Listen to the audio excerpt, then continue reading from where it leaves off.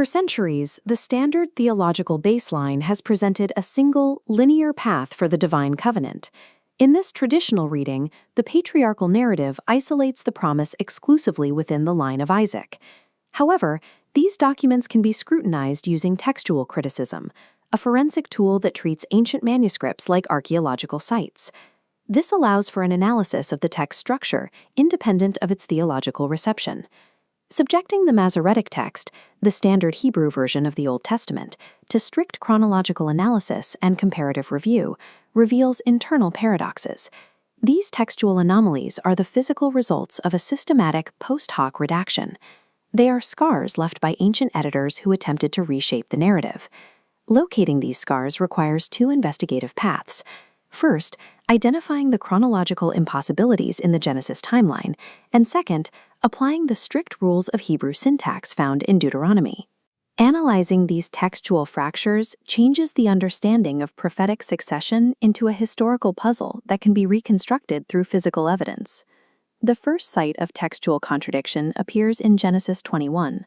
By deconstructing the timeline of Hagar and Ishmael's exile, we can see where disparate, conflicting source texts were stitched together. Genesis 16 states Abraham was 86 when Ishmael was born. Genesis 21 says Abraham was 100 when Isaac was born, establishing a 14-year gap. The exile is triggered after Isaac is weaned, adding 3 years, meaning Ishmael was at least 16. The physical actions described in the Genesis 21 narrative do not align with this mathematical reality. The text describes Hagar placing the boy on her shoulder, casting him under a bush to watch him die, and then being commanded by God to lift him up. The Hebrew verb used here is shalach, which specifically means to throw, cast, or hurl. A fatigued mother carrying and then throwing a 16-year-old is physically impossible. The text is clearly describing an infant, proving the chronology was artificially broken to fit conflicting traditions together. This logical breakdown continues in the command for Abraham to sacrifice his son in Genesis 22. This layout shows the terms Yaqid and monogenes, defining your only son as only begotten. This is the central requirement of the divine command. Based on the established timeline, Isaac was never Abraham's only son. Ishmael had already existed for 14 years. Furthermore, Genesis 17 contains a prior divine guarantee that Isaac would survive to produce a future lineage. This guarantee logically nullifies the concept of a sacrificial test. If Abraham possessed a divine promise of Isaac's survival, he risked nothing. The narrative stakes are removed by the text's own internal contradictions. For the sacrifice to function as a genuine test of an only son, the original tradition must have applied to Ishmael before Isaac's birth. We can find physical evidence of these narrative adjustments by examining the Dead Sea Scrolls.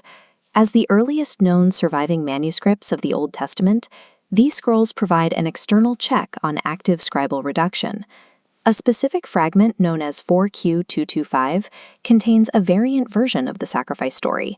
In 4Q225, we find a deliberate scribal alteration.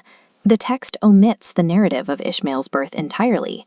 By erasing Ishmael's existence, the scribe forcefully resolves the chronological paradox, making Isaac the literal only son. This fragment provides archaeological proof that ancient scribes engaged in active, polemical editing to protect the exclusivity of the Isaac covenant. While the Genesis narrative was heavily edited, the grammatical syntax of Deuteronomy 18 remains preserved. In this text, Moses delivers his final addresses to the collective assembly of all the Israelite tribes. The prophecy in verse 18 states that God will raise a prophet like Moses from among their brothers. This diagram shows the baseline relationship we must use to identify the grammatical antecedent of the pronoun their brothers. Verses earlier in Deuteronomy 18:2, the text discusses the inheritance of the Levites, using the same their brothers phrasing.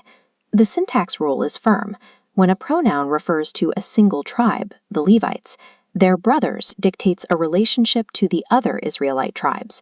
A tribe is never its own brother. Scaling this, Moses addresses the singular collective of the entire nation of Israel. Because the address is to all of Israel as a single unit, their brothers structurally cannot refer to the Israelites themselves. It requires a distinct fraternal nation outside the boundary of Israel. The mathematical impossibilities in Genesis reveal a narrative manufactured to exclude Ishmael from the covenant. But in Deuteronomy, the strict, untouched grammar of the pronoun antecedent rule remains intact. Despite centuries of transmission and motivated editing, the redactors failed to erase all physical traces of the original tradition. Analyzing these textual artifacts reveals an entirely different architectural map of the prophetic lineage. The grammatical structure of the biblical text contains the requirement for a non-Israelite prophetic successor, written into the syntax itself.